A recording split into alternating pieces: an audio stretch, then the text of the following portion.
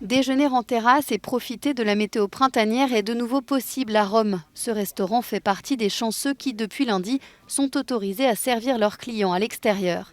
L'établissement de Leonardo n'a pas affiché complet le premier jour. Il se réjouit quand même de cette excellente nouvelle.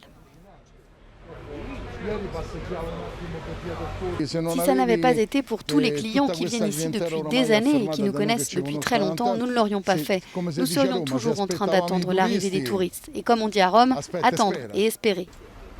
Les habitués se sont évidemment pressés pour revenir dans leur restaurant préféré. Ils gardent toutefois à l'esprit une certaine appréhension. On a peur que les restaurants referment à nouveau. Il ne s'agit pas seulement de nous, clients, c'est aussi stressant pour les propriétaires d'entreprises. Mélissa, elle, regrette le traitement injuste qu'ont subi certains patrons de restaurants. J'ai sympathisé avec mes collègues et je me suis jointe aux dernières manifestations.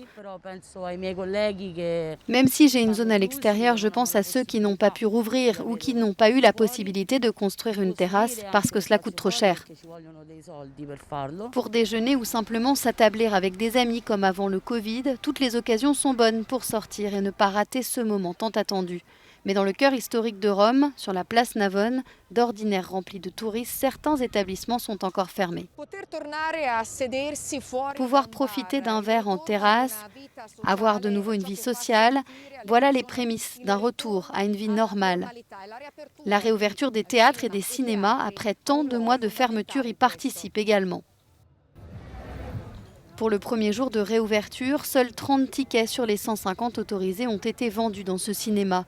Le signe que la population n'a pas été assez largement vaccinée. Les chanceux, présents ce jour-là, partagent tous un même sentiment, de la joie. J'ai envie de pleurer, je suis très émue. Ça a été extrêmement difficile pour moi et pour tous ces gens qui étaient habitués à aller au cinéma chaque semaine. C'est comme le jour de la rentrée des classes, mais sans appréhension. Nous sommes juste heureux. Pour le propriétaire de ce cinéma familial, il s'agit aussi de combler le vide culturel laissé par des mois de fermeture. Les cinémas, les théâtres et les salles de concert contribuent à cela et ne peuvent pas rester à la traîne. C'est crucial de continuer à en parler et à travailler dur. Les effets de la campagne de vaccination ne sont pas encore flagrants ici à Rome. En annonçant la réouverture des terrasses, le ministre de la Santé a assumé prendre un risque calculé.